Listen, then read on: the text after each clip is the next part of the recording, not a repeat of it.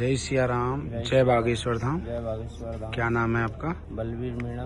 कहाँ के रहने वाले हैं? मैं मकसूदनगढ़ जिला डिस्ट्रिक्ट गुना।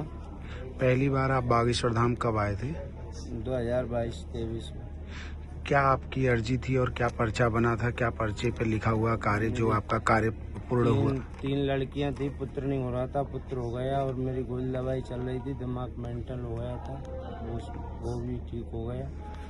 क्या पर्चे पे गुरुदेव भगवान ने जो लिखा था वो कार्य पूरे हो गए? पूरे हो गए। आप एक बार पर्चा अपना दिखा सकते हैं, जो पर्चा आपका बना था? जी। कितनी पेशी आपकी हुई थी?